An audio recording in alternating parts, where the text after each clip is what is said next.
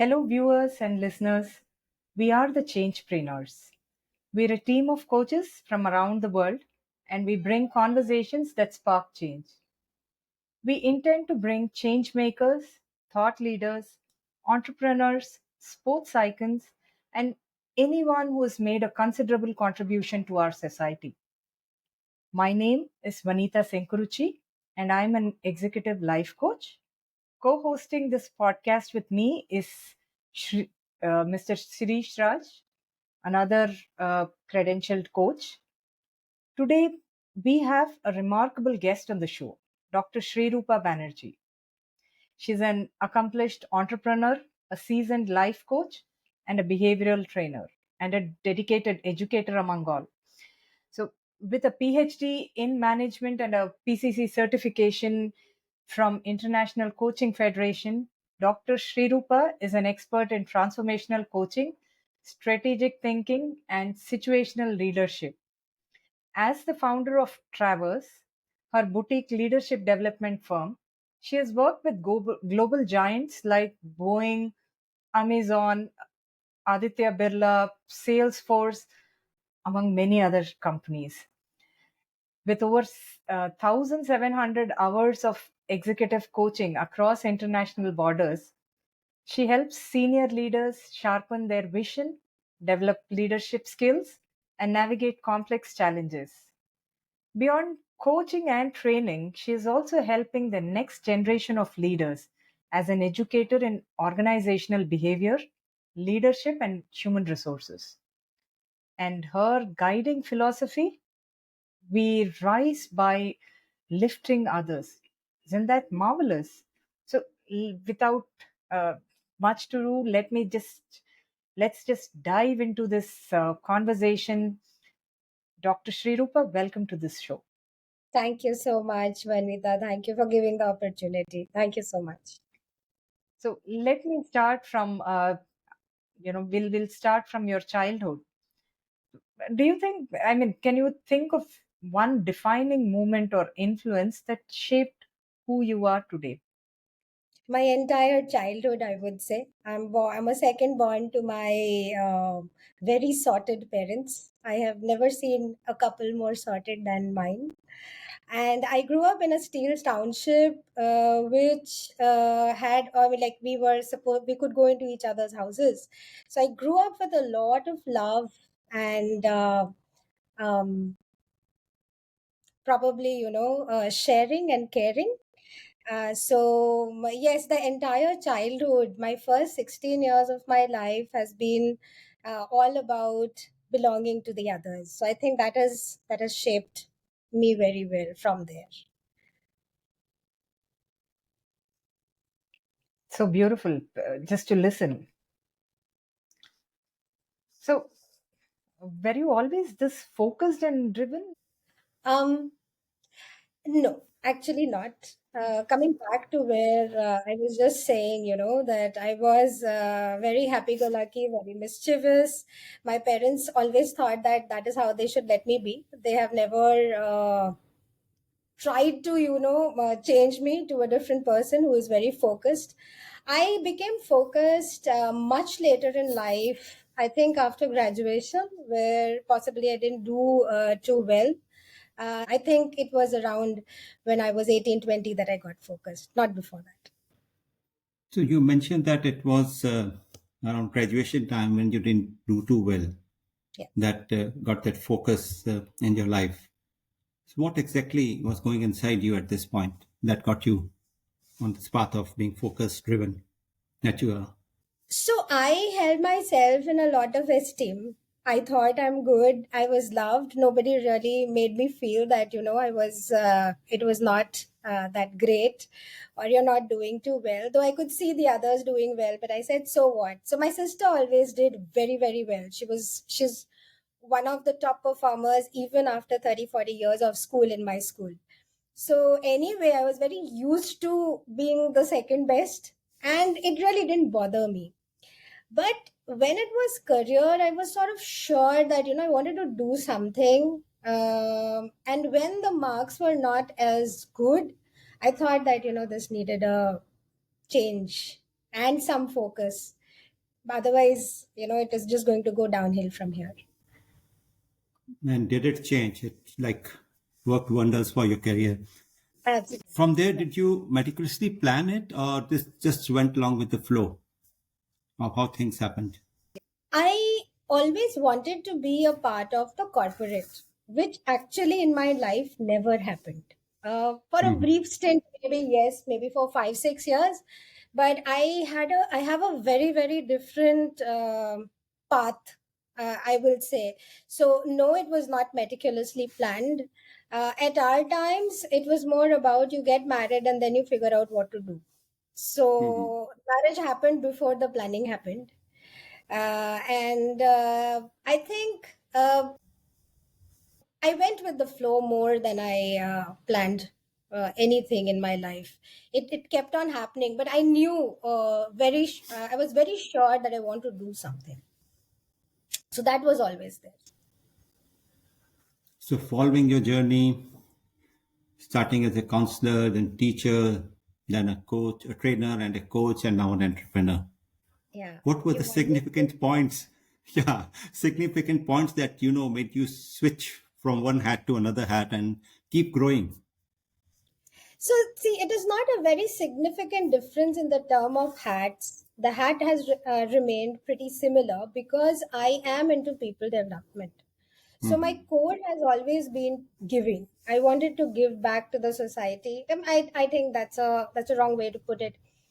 I was very influenced by when I was very young. I was very influenced by spirituality in many different formats. The religious part of it, the spiritual part of it, the God is just an energy part of it. The many different. I always knew one thing, that if I have come into this world, and this realization happened around the similar time during graduation, that I want to do seva. The seva word sort of stuck on. Always. So I was very focused on the seva aspect of it. So counseling happened because I used to so I had a kid very early. So when I had a kid, I used to take my kid down in the society, and I would talk to a lot of people and became an agony aunt quite quickly. I'm still an agony aunt. So when I was an agony aunt at around 24, people told me, why don't you do something around it? So that's how the counseling thing happened. Through counseling, I got into KJ Somaya, and there I was invited to teach. That is where the teaching started happening. Once that happened, then that teaching journey actually went on for a very very long time, constantly being in touch with entrepreneurs, as either through friends, so that entrepreneurial understanding was very clear. Coaching happened because I wanted to get back to corporate. As I said, that I always wanted to be a part of the corporate, right? So I wanted to go back to corporate because teaching after 10 15 years is the same subject, teaching again and again, and human behavior doesn't change as quickly as technology. Human behavior takes 1 decade. So you have boomers, you have X, you have Y, you have Z. So it's like every 10 years it changes. So it's a slow process when it changes. So when I was teaching, I was getting a little tired of it, and I thought that I should expand. And this talking to people and bringing a change in their lives has always been a priority. That's how coaching happened. So if you look at it, the thread remains the same. Okay, Mhm. it's just that variations of it has happened, and I have a good business understanding, which is why I think leadership training, or because leadership is a subject that I take academically. So that practicing leadership, uh, understanding people, behavioral interventions, I think it all has the same thread which has gone ahead. It has not been here and there. So it's like, was it planned? No, but intentional, yes. Yeah, I resonate with your thought. It's the same thread, and the basic underlying is caring for people. Yes. And I personally have experienced it and seen many people talk about your caring nature. Is it an inborn attribute, Yes. or was it developed during the course of your journey of life? No, no, no. I don't remember it being otherwise. I remember mom telling me that, I would be the first one to run with the band-aid, to apply it on somebody who's much elder to me. It comes to me very, very naturally. I don't know any other way of being. I don't know how not to care. So you might be hurting me really bad, but tomorrow I will still think, oh, there must be some problem with her which made her do this to me, and I am sometimes annoyed with it, like, but to answer your question, it comes very naturally to me. It was not developed. I wish I could, do something about it at times, but most of it was very organic. It is very organic. A natural born coach, I would put it that way. Well, not a hard work to become one. But yes, I think the core part of it, the value part of it, makes a lot of difference, because if you're sitting there to make a difference, I think that is important. It's about that the other person should gain. So yes, you can say so. Dr. Shrirupa, in spite of the most exuberant, cheerful attitude that you have, there must have been some places where you have had self doubts, or someone, said something and you thought, is it really me? Or has there been anything like that? And how do you kind of keep it away? So of course it has not been easy.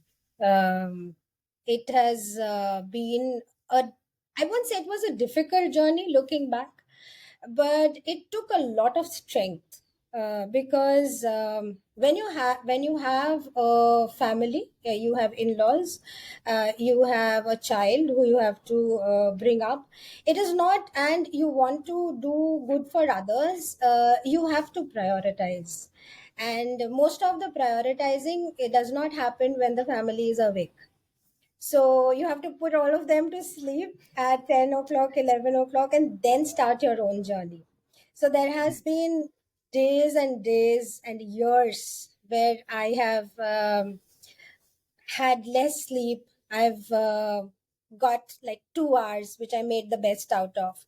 I have not gone for movies, which everybody in the society would go for. So everybody would say, come, come. I would not, because those were my 2 hours that I would get for myself. So I was very sure that, I need to steal those pockets of time for the growth. Uh, I, uh, I have rested very less. I have always been on the go in terms of, um, I have to do something other than just this. So yes, there was struggle in terms of time, I think. Mindset. I won't say I struggled too much as a woman being accepted, but I definitely struggled in between a role of doing something for the family and outside. So it was a balance. I think it wasn't easy, but it was a balance that need to be created. So prioritizing, maybe, putting in more effort so that people feel satisfied at home, so that I can go out.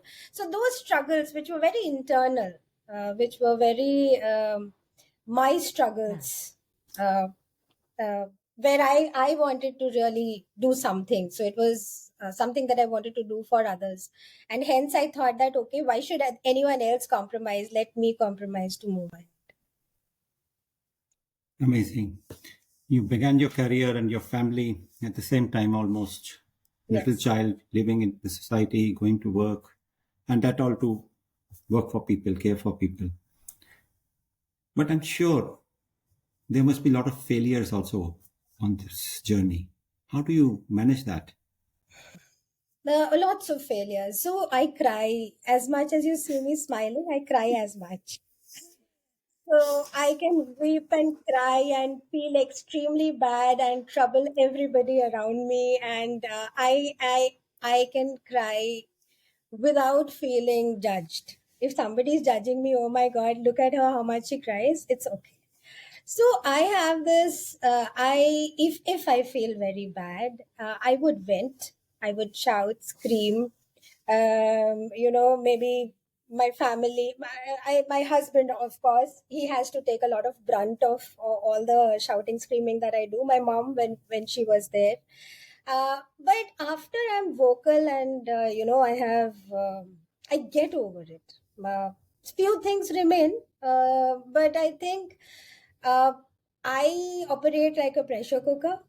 I sort of vent most of it, not to the person.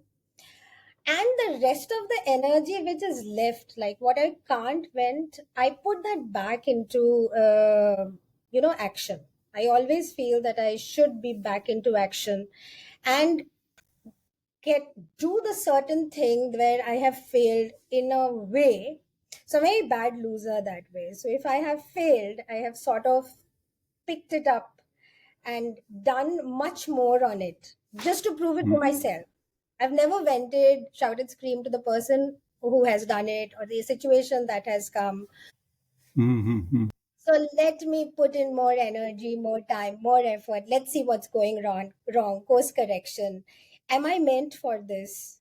Should I do it? So I'll tell you, there was a brief stint of consulting that I had done, and I got too involved in the organization because of that consulting assignment. And I knew that I was not doing too well because as a consultant at that point of time, I didn't know how to. I think becoming a coach helped a lot. Yeah, you have to have a focus which is external. I got so involved that they almost offered me a position to, lead the team. But when I came out of it, I realized that it's not meant for me. So I am back. I think I'm much more better in terms of consulting today because as a coach, I can view it from outside. I have been trained for so many hours on how to do it. I think today I will do a better job. But when at that point of time I failed, I stopped it and I've worked on myself for the next 2018 to today. How many years? 7 years. So 7 years I have worked on myself to come back to it again. So failures have always been stepping stones. I don't know whether that's a cliche, but I guess that's something that I've Yeah, always. so what I take from there is the energy that a failure brings, channelize it to move forward, build a momentum with it. That's a great way to put it. And And the aspect of it is scream and shout. Please don't take it away because that's been one of the major coping mechanisms, I would say. That's also important. I vent. I don't keep only a wee bit which can be channelized positively. The rest of it I let go. So both of it. Yes. great. And moving from counseling to teaching, that must be difficult. Oh, don't even. I was 26, so don't even talk about it. It was very difficult. Uh, Majorly because the students were elder to me. So teaching was very difficult. Firstly, I never thought about becoming a teacher. I was invited to become a teacher because there was a gap. Somebody was not well. Now, when I became a teacher and I used to go into class, some of the students were elder to me. Okay, and they had work experience. That's why they were elder to me. So they bullied me not only in class. Of course, they bullied me in class. They bullied me outside class. They bullied me on the corridor, and it was very very tough at that point of time. So again, going back to the midnight oils, waking up before everyone, sleeping after everyone, studying very very hard, going back to books, again studying things in different perspective. It's very difficult when you're a student and you're studying, not difficult, different when you're a student and you're studying, and when you're studying as a teacher, because you have to get things through. One more thing that I want to say over here, if you are a very, this is my experience, if you're a very good student, that doesn't mean you're a very good teacher. I wasn't a very good student because I never got cared for in class. I was mischievous. So I was thrown out most of the time. I understood the pain of a student. So as a teacher, I have worked very hard to make um, things very interesting in class. And that, my students of so many years will vouch for it, that I always make it entertaining and good and worth it. It is because otherwise, they will always be on their mobiles. I mean, now they are on their mobiles. That time it wasn't. But yes, I had to work very hard to become a teacher, not only on the knowledge base of it, on the how to teach part of it also, so that I can hold their attention. They don't run out of class like I did. So yes. That's a nice one. They don't run out of class like you did. I think they should. They'll be at least as successful as you are. If you go by that standard. Possibly, you see, if you run out, you know that why you have run out. So yes, I guess that's a good way to put it. Correct. They should. Please run, students. Whoever is saying this. So, Dr. Shrirupa, at any point, I mean, anything come to your mind, any advice or any piece of advice that comes to your mind that you've received and you felt, yes, this seems like the most, like the best one. I could use it. Anything coming to your mind? No. Uh, Again, I'm not a very good. I wouldn't say I received any, but I live by something which is something that I'm very very sure of is you be and let be. It's Mhm. something that I have always believed in, whether it's a student, whether it's a trainee, whether it's corporate, whether it's a coachee. Everybody has their own way of living, and this is life experience. We should not put our intention on them, or we should not put our expectation on them, including my son. I think you should know what you are living for and accept what the other is living for, and let both of them be. Even if you are disagreeing with it, so be it. It's in disagreement. It's not the same thing. But don't try to change what the other person's thought process, or the way because I don't like people to do it for me, or I didn't like people to do it for me. So I'm very conscious of that. Spoken like a true coach, I must say. Absolutely. And of these So 4, 5 hats that you wear, I'm sorry, Vanitha, sorry. that's okay.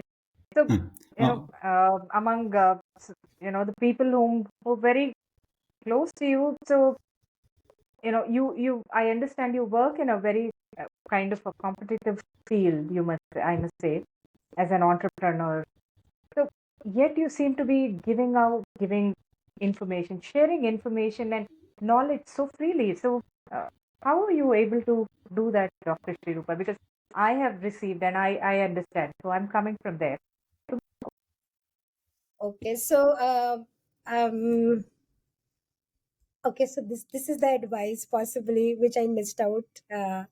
Let me tell you about an advice. Now I remember. So when I was when I just started teaching, the PPTs that we used to make, they were my PPTs. Okay, so if when somebody else would ask for it, I would be very skeptical about giving it. Like, yeah, my PPT I have made. Why should I give? So, a particular faculty, much senior, told me that uh, knowledge is not knowledge until and unless you share it. it's only knowledge. It becomes only knowledge if you are able to share it. If you're not sharing, then that is not knowledge. Because if you look at our older systems like Veda or anything, it was all knowledge that was shared. If somebody said, "I'm not going to share the Vedas," it will never come to the any to anything. So it said that let it go freely. Also, one more thing is that nobody is Shrirupa. So what Shrirupa will have will only be able to be delivered by Shrirupa, that particular PPT. You can deliver it your way. Whoever takes it from you will always be delivering it their way, because their experiences are different from your experience. So there cannot be a you can't clone it. So let it be. Let somebody else take it. It's something created by you. Just imagine what if it reaches so many people. I think that sort of for education it changed. I have uh, never ever stopped sharing knowledge. It's please take it and use it the way that you want to use it. I am absolutely every way. You can take the last bit that I know. I will be wanting to share it with you so that you can use it. Because only if you don't have to rework on my knowledge, right? You're taking it from there. You're carrying the baton from where I am handing it over to you. So you're just taking it and running. So your running is your running, your fitness, everything included with my knowledge. So it will always grow from there. If it stays with me, it just remains. So yes, I'm okay with the sharing knowledge. It doesn't bother me at all if somebody takes it. Uh, It comes from a I person must. who's very Thank you. secure from inside. Mm. Very And I secure must from say, inside. mm. And I'm grateful, Dr. Shrirupa, for sharing your knowledge. So I must acknowledge that. You're most welcome. And you're Anytime. not the only one, Vanitha. You're not the only one. Uh, I'm also there in the frame who's benefited immensely from Now love and don't tell care. me. Hmm. Now, coming back to love and care, that's your core value, core attribute. Yeah. Usually, people become bitter after their life struggles, betrayals, hurdles, whatever they come through. How do you manage to hold on to these values? As I said, I am very Seva has always been something which is true to me. And that's one. Second is I'm very naturally very loving. Mm-hmm. I have received a lot of love and I have a lot of love to give. I haven't become bitter because I don't know. I think it's just me the way that I am, where bitterness hasn't. There's nothing in life to be bitter about. Probably sometimes some portions of life, but I have been able to work on it, to heal it to a certain extent, and moved on. So I like to move on, finish it and move on. This is something, and now that you tell me, my father comes to my mind, and these are impressions. It's like so. As I said, as a student, my sister always used to do better than me. So when my marks used to come and Didi's marks used to come, Dad always said, "Okay, so this is what it is." And when I'm saying bad, I was not that bad. Okay, I was not as good as Didi.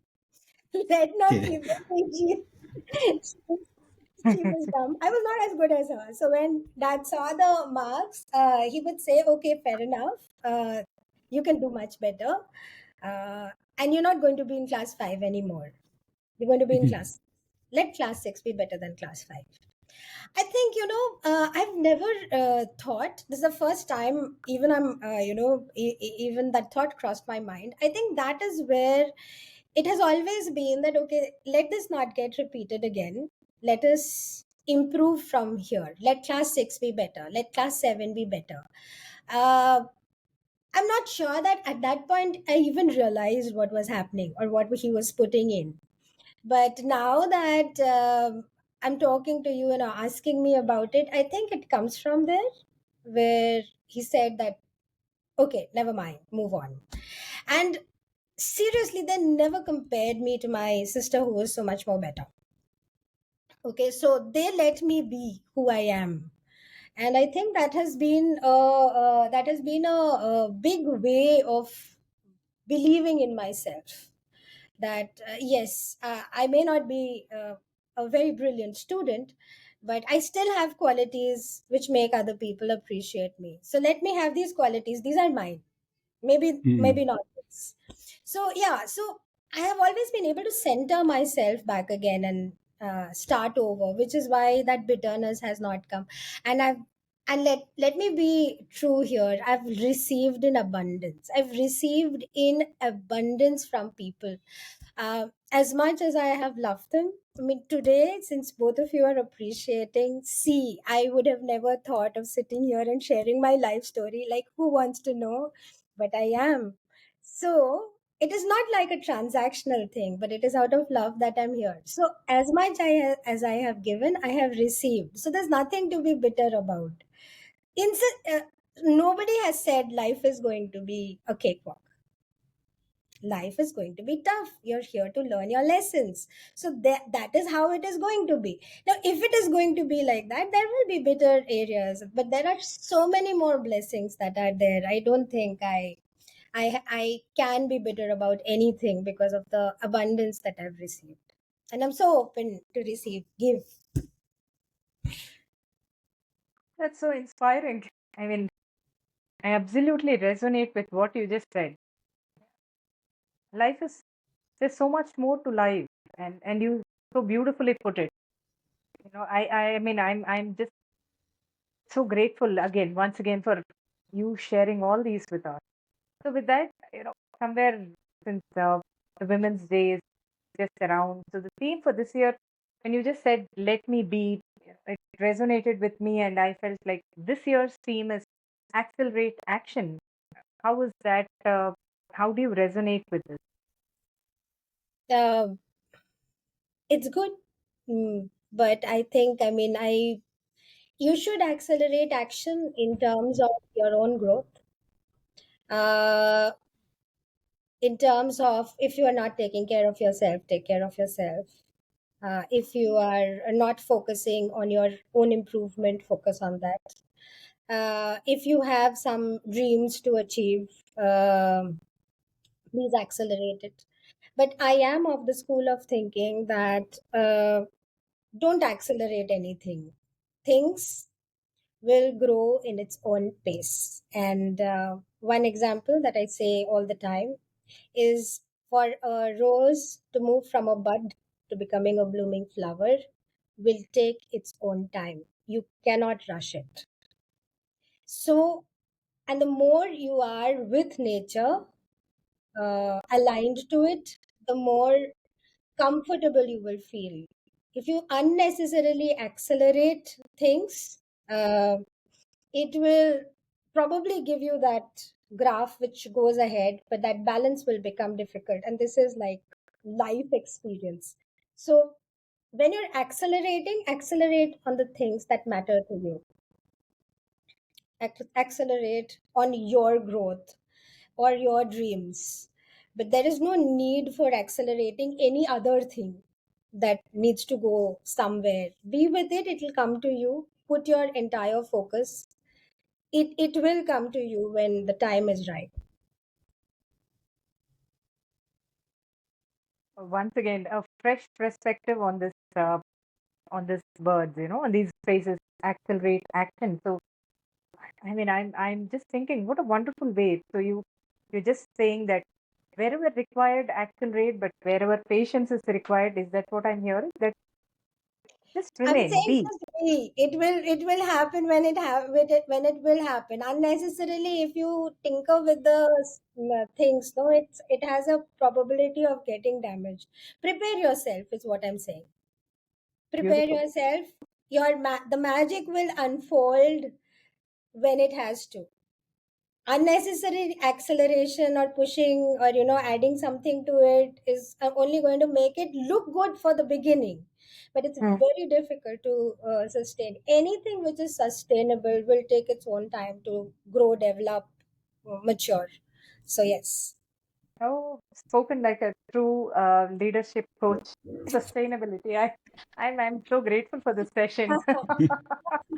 Let us. Yeah, I also don't know when, I mean, why am I being so wise around this, but yeah, this is, Probably it's the company that you have today. yeah, probably the company. I We know. can put it that way. So, of so many hats you're wearing, counselor, trainer, teacher, businesswoman now, and a coach. Yeah. Would it be an appropriate thing to ask which is the favorite hat for you? No, no, Okay. because it's it's very holistic for me. Um, Hmm. uh, Giving knowledge as a teacher, enhancing skills, these are very different spaces. So knowledge is one thing, which is not skill. Knowledge is what is a much bigger proposition. You come from, which is why I think they push you to do your PhDs, so that you read more, you have to be with that subject for a longer period of time. Teaching is knowledge sharing. It's a very different ball game from training. Training, however, is skill training. You don't know what to do and you know what to do. It's a shorter engagement, but you're actually teaching a person what to do and how to do it, and quickly they get down to actioning it. Okay, knowledge sharing is not about actioning it. So you might, so let's take, say a doctor needs that many years to become a doctor, but if you're, whether you're a good surgeon or not, that's the skill that you have. Surgery takes, that knowledge should be there, but whether you're good or not is that skill that you have. Okay, so knowledge sharing, skill development, and coaching is holding space for a lot of things that are internal. Okay, so it is something that a coach needs to work on. If you don't work on yourself and you just want to become a good coach, or you can become a good trainer, you can become a good teacher, but you cannot become a good coach until and unless you work on yourself. So it's a proactive way. When I teach and train, when I coach, it is more on, I have to hold space for that to come out, which is somebody else's. It is not me who is pushing to get it done. So it's my capacity to hold it, that the person would feel safe enough to come out of it, and that needs a lot of maturity and capability to hold. So there is no favorite. I think each one, when I do it with a lot of um, um, what do you say, presence. I know what I'm doing. I know what I'm there for. I know which is presence, in the, not the coaching presence, the understanding of why I am here. Like when I go into Hmm. class, I would change into a coach only if it needs to be, but I don't unnecessarily go there and start asking questions which can be reflective. Only when we are stuck, then I do. Sometimes when we are deadlock in a training program, I would sit down. Okay, I interchangeably use it by being very conscious of what my delivery is, because ultimately you've gone there for an outcome. So you have to be very sure. So I think it's like, all of them are necessary in whatever time that I'm using it. So there is no favorite. I am um, very, very thankful for being able to do all of it together. I think I'm very privileged that I have got my chance to do it all together. You make teaching entertaining. You tell mentees like me, have fun in the new space that we are entering. How do you enjoy your work so much? Not get overwhelmed by it. Yeah. So I'm living my what I intend to do, right? Work for others, and that's what I'm doing. So somewhere when it should not, any work, if it's a job, like I have to do it because it has been given to me, and you're not enjoying it, then it becomes a chore. Oh my god! Like um, tomorrow is Monday morning. I have to sit down and coach 5 people.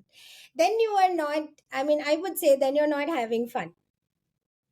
You're having fun when you're saying, oh my God, I'm so looking forward to talking to these 5 people. What will they bring in? And how am I going to handle it? You know, that's the engagement that you should have with the work that you have. I'm not, a lot of times people have a lot of, um, I shouldn't sound very frivolous over here because I have the advantage, or I'm blessed because I'm doing what I like to do. There are a lot of people who are doing what they have to do because they have to do it. They have to run a family. Okay. But, and they are stuck. They feel very stuck in that. Now, there is two ways to approach this. One is that I am stuck here, but I'm having fun somewhere else, and be intentional about that fun. I love playing the guitar. Okay, fair enough. I'm stuck and I hate this job, but in the evening, I'm going to go play the guitar and feel happy. You have to create it. You have to create pockets of happiness for yourself. Otherwise, it's such a mundane, and I'm sure everybody has it. Just that they don't know, that they can create pockets of happiness. They feel that this is a drudgery that I have to carry for a very long time. Do things that make you happy. What if what I want to do makes somebody else sad? Typical things. Say I love swimming, okay, and I have a I don't know how to swim. Say I love swimming, and I have a job which is very tedious. So when I come back home, I have my son waiting for me who I have to teach. I have my in-laws who are waiting for me to cook. I have um, uh, 20 different things to do, get things from the market. Where the hell do I have the time for going swimming every evening? I would love to do it, but I can't. Okay, so you will have to trade off with everybody that 1 hour or 2 hours in a week is mine. Don't ask where I'm going, what I'm doing. I will do what I want. These trade offs or pockets are supposed to be created to keep that fun and happiness alive. You should not let life become such. And I say this very vehemently, okay, as an advice, that don't let life become such where you are pulling it along. Create pockets of happiness and be happy there, and be happy over there, so that you get that strength to carry on. And then then you go back and recharge yourself and you're back again. So I think, for me, if it is a specific question asked to me, I think I'm very aligned. I would not go and do socialize. I would, if I have a coaching session, if I have a training session, I like it more than socializing. I like it more than anything else. Probably, my son takes a little more advantage over here if I have to just wait. Other than that, I think I'm enjoying this process. So, which is why it's always happy for me. You've changed the whole definition of energy, using the energy of failures for the momentum, creating energy from pockets of pleasure and using it to move ahead. A physicist would be holding their head. What is she doing? I guess so. I've always been very, this is also very easy for me.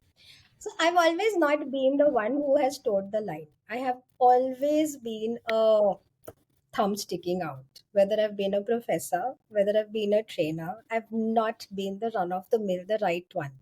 So and since I have, as a child, I have always been taken as a person who is going to be mischievous. I think I'm very okay with it. I don't fall into line into anything that I need to be. If you think that, I am a sore thumb, okay, that's okay. So yes, I think I challenge a lot of status quo on that also. That sounds. I mean, I'm actually at a loss of words to say how amazing is it. Like you're okay with sticking out like a sore thumb, and you say, yeah, if I am, I am. So something like that. And with that, let me ask you about your business venture, Travers. So, what is the inspiration behind it, and what is next on the horizon? Yes. So, good. I'm very happy to talk about Travers. So, Travers is a leadership development firm. I have been teaching MBA for a very, very long time now. We teach subjects. We don't teach leadership. We don't teach what to do. Like you teach them to become managers. So they go into the organization. They are a manager, and now what to do? What am I going to do with the HR subjects? What am I going to do with the marketing or the finance subjects? I have a team who I have to tell something. I don't know how to tell. I have got sales and distribution. I have got 80 out of 100. What to do with sales and distribution? There is a point where there are five people who are looking at you. Sir, क्या करना है? I don't know what to tell you because I am very good. My paper is saying this. We don't teach people how to manage at all in the courses. So since I've been on the other both the sides, and thankfully I have had this experience in the corporate also. I feel that change, or that is not there. That is a gap that we have, and most of us, including me, even after doing our MBAs, we have done trial and error, and we have learned, which is a good way of learning. There's no problem with that. But what if somebody told us how to do it? It would be so much more easier. Like when somebody comes, what does it mean? Okay, delegation, delegation, delegation, delegation. Everybody talks about it. Nobody knows how to do it, or very less number of people know how to do it. They probably would think that giving the work away is delegation. No, there is a big process around it. So Travers basically is trying to close that small gap, which is not a very large thing, where you uh, you are teaching people what to actually do, exactly what to do, how to turn things around, how to um, what is how am I supposed to behave, what is the process of actually becoming a manager, what is the difference between a manager and a leader, how is your mindset shift going to happen, what is the perspective difference that you are going to bring about. Okay, so those they're very minute, and all of us eventually learn it. I mean, uh, all three of us would have learned it over a point of time, but nobody taught us that help, right in the beginning or even later in life. If that comes, it is very, very helpful, because then again, it's that baton that you have and you can run with it, so you know Mhm. what to do. The second thing that I think is, when we are doing trial and error, the one thing that we learn in leadership is, the hierarchy has gives you an authority. You need to do what you're told to do, and the other person is bound to do it. We develop a persona which we also don't like, where we all odd, but it is safe for us because we are shouting at you, and when I shout, it gets done.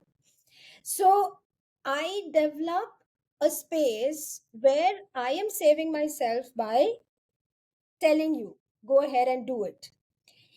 I just wanted to say that it has various ways. You don't have to only tell. You can talk. You can know a little more. Treat the human as a human. Don't treat the human as a machine. So these finer aspects of leadership in the next step. So the first step is what to do and how to do it, and the finer aspects of leadership on how to do it differently, where you are not treating these people just as commodities, or just because I have a team, I'm going to throw things at them, or they're supposed to do it. Uh, being more humane, more mindful, doing it with little more love.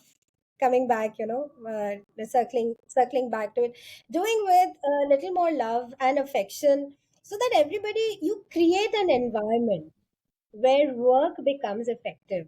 You don't create an environment of fear. when I coach senior leaders, I sometimes I I'm at a loss of words when they say that, I'm scared. And these are like 50 somethings, and they are operating out of fear. I would say that by 50 you should have sorted yourself out, because it has just happened to them.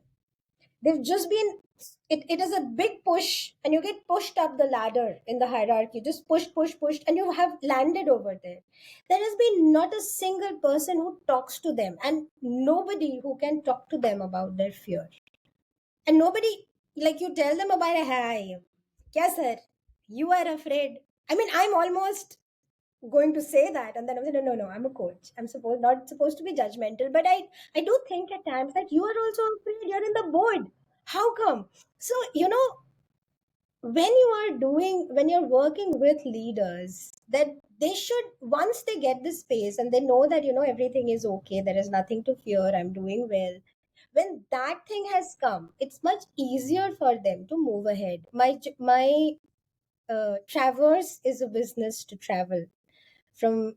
It's not that you don't know, it's just that small path which makes you more human, more kind, more loosen up, include a little bit of love, I guess. So yeah, that's what the business stands And a lot of fun too, like you always Mhm. say.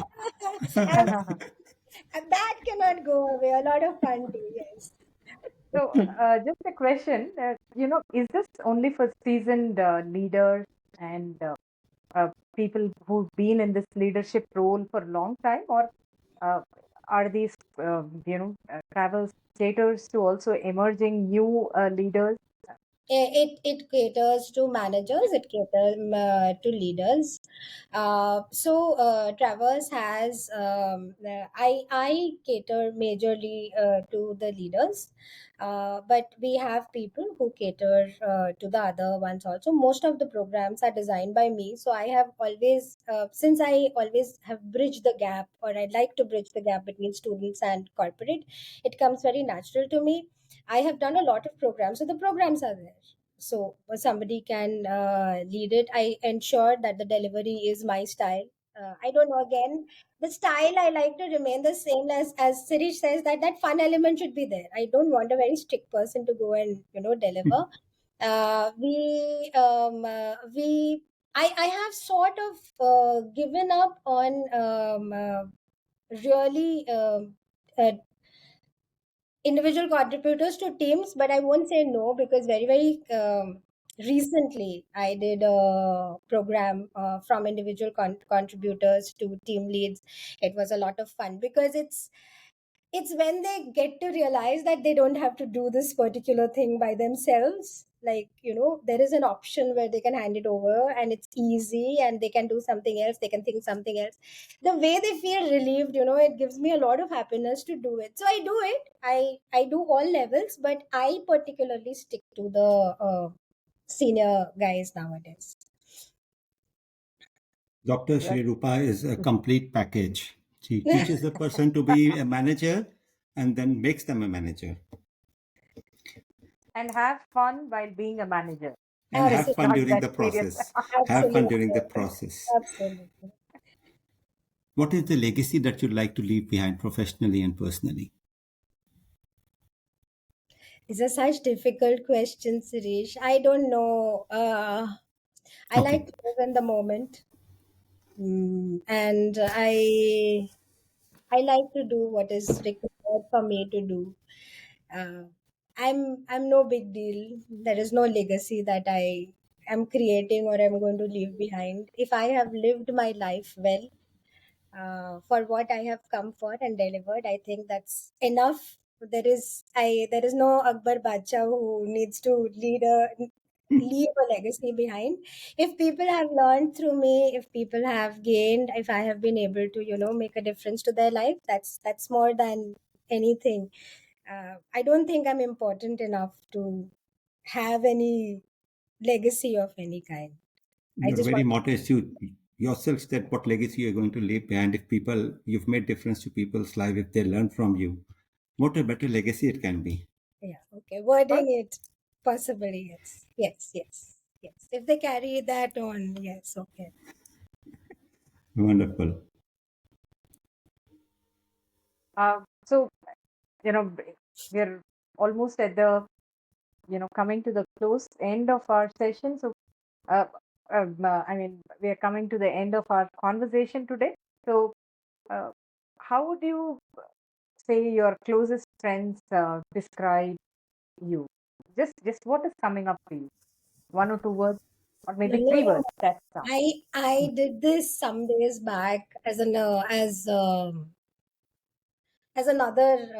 game somewhere. So, uh, and now I feel very bad that my parents are not alive, because all of them had come with the word of intelligent, wise. I'll tell you the good words later, but they said intelligent and wise, and I'm like, oh.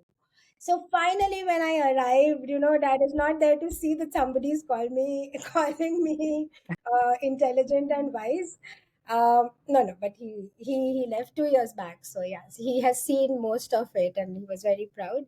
I think they would call me somebody who is very trustworthy, empathetic, caring, giving, honest, and honest in the sense that I am who I am. I really don't, I can't pretend to be somebody else.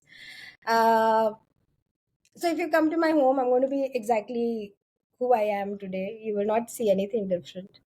Um, I think they would be that, this is one person who we can open up to at any point of time. Like, it can be night, day, morning. You can just pick up the call and talk to me, and I have lots of time to talk. Or if I don't, I do make time. So I think I come across as a person who is very trustworthy and affectionate, mm, intelligent, and wise. Yes, we'll keep that. Wonderful. So, since we all three are coaches here, and before we close, I think this is a mandatory question which all coaches have in different way. So, what is the message that you have for our listeners today? Oh my God, you're talking about legacy and messages. I'll keep, I'll keep it to the same. Yeah. Be free, uh, and let others be free too. Because what comes out of freedom is who you actually are. So let others be free. You be free first, become free. Don't have too much of load on yourself. And let others be free too. At least you let them be free. You don't put your thoughts and actions, or expectations on them. Let them be, you be. I think that's the best way we can make a very beautiful world, rather than putting the expectations on each other and making the other person feel the burden. Thank you so much, Dr. Shrirupa, for sharing your journey. It's been a privilege for me to know you. Every time I've had a conversation with you, not today only, earlier also, it's a learning. Every time it's a learning, and today was no different. But what really our listeners would also appreciate, and Vanitha obviously I think would be appreciating in me, that behind this elegant, laid back demeanor is a strong woman, steely woman with laser focus. We are so glad that we had this session today to know more about you, understand the real Dr. Shrirupa, who probably embodies the wordings of Pablo Picasso: to the best, the meaning of life is to find your gift, and the purpose of life is to give it away. Thank you so much. Thank you, Coach Vanitha. And thank you, listeners, for your patient listening. Please follow us on YouTube, Spotify, and leave a review in the Apple podcast. Thank you. Thank you so thank you. much. Thank you.